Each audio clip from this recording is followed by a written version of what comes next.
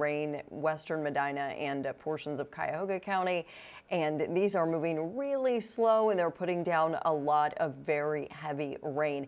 Maybe some small hail with this, but hail not our main weather threat today. It's all about gusty winds. We saw yesterday with that Portage County storm that these storms, summertime convection can cause some damage, right? Trees down yesterday, power out for a lot of people. I don't have any damage reports yet, but I do have a severe thunderstorm warning in effect for western Cuyahoga, northeastern and east central Lorain, and then far northern Medina County. This is in effect for another 30 minutes. So that just shows you how slowly these are moving. There's no warning yet east of 77, but that could be coming within the next, we'll say half an hour or so. And then out in Lake County, we have another severe thunderstorm warning until 2:45.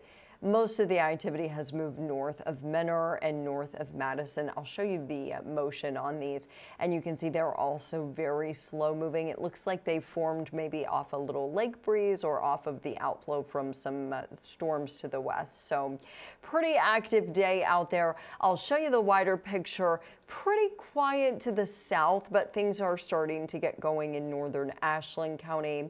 Southwestern Holmes, we have a little thunderstorm there. There's really nothing to slow these down. Well, they're moving really slow, but there's nothing to stop them from moving or from becoming a little bit stronger. So it's a similar scenario to what we saw yesterday. You know, right around this time, we started to see more and more storms developing. There's a lot of little boundaries out here floating around, and that can cause some additional thunderstorm development. And it also cools off your temperature sometimes when those outflow boundaries move through. Is it Friday yet? Why can I not talk today? Cleveland, you'll notice we've dropped to 72. That is the power of a summertime thunderstorm. A little cooler in Menor now as well. That's probably from the lake breeze. And then down to the south, we still have a lot of 90s out there. Obviously, it's very humid, so it feels hotter than that. Once the storm moves through Cuyahoga County, Jeff, we'll probably warm back up at Cleveland Hopkins. We saw this yesterday. We had a storm move over the airport. The temperature dropped. I want to say it dropped either into the low 80s or into the 70s. And then in a matter of like 30 minutes to an hour, we were back up to 90. So this is a really charged summertime environment. Additional scattered thunderstorms, downpours, very slow moving stuff possible through at least 8:30.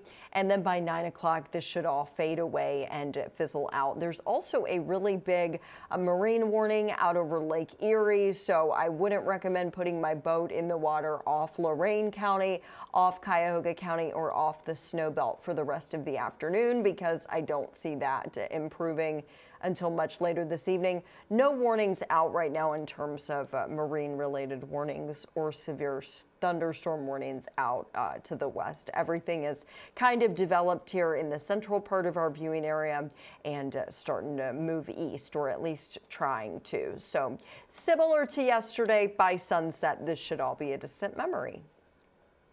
It is crazy to see everything drop down and then just jump back up. So some may think, oh, there's relief. But what I do want to show really quickly is this is from the Jack Casino cam. So that's what the conditions look like right now. As Sam mentioned, Wow. I mean, that's how quickly it goes from clear to rain. There's someone walking across the bridge right now that they got caught in that, which really stinks. Oh, I hate that. Yeah, I was in the dressing room. I stopped in the break room and then walked right down to the weather office, and when I checked the radar in the dressing room, there was nothing on it. We're totally dry. And then by the time I got down here, it was maybe 5 minutes later, there were all these huge thunderstorms on the radar.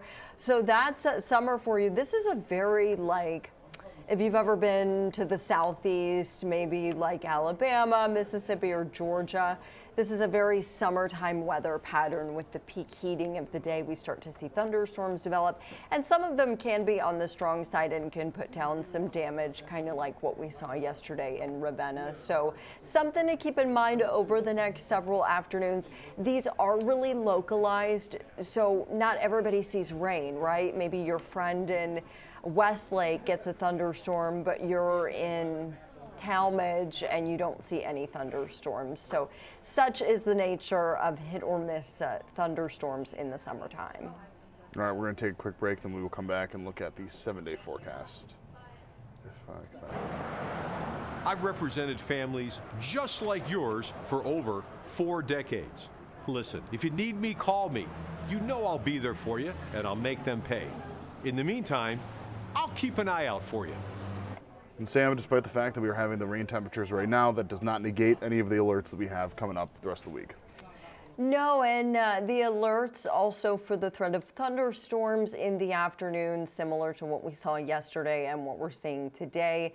Scattered storms, and again, they may put down some very strong winds. So something to watch out for over the course of the rest of the work week.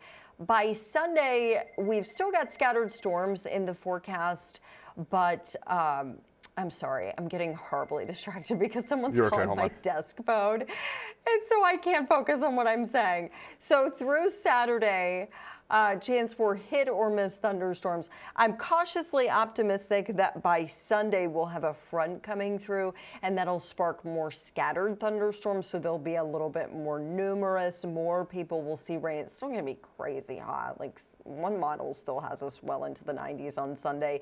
If it rains a little bit more, that's not going to be the case, but it's still going to be really humid. And then behind those storms, Monday we get some much needed relief. It's not going to be as humid.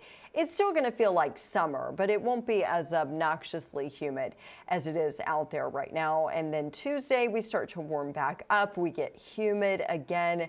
For the foreseeable future, we are in a summertime pattern, although next week does not look as extreme as what we're seeing right now. All right, Sam, I will let you get to that phone call if they do decide to call again. I did yell to the newsroom for everybody to hang up until we at least finished our stream. So that's so funny. I was like, who's talking? Am I talking? Is Jeff talking? The phone is ringing. I need another cup of coffee. I was very confused. Everybody be safe this afternoon. These will most likely not be the last severe thunderstorms we see. So if you're watching this from the park or a pool or something like that, or you have plans to do something like that this afternoon, just be aware that more thunderstorms are possible. And a great way to keep track of them if you're out and about is the 19 First Alert weather app, because it will always alert you to the threat of impending weather. Samantha Roberts, thank you so much.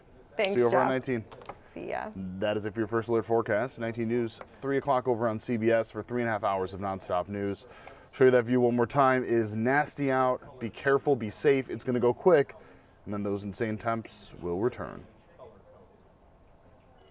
19 News, now streaming on Samsung Smart TV. Search for channel 1035.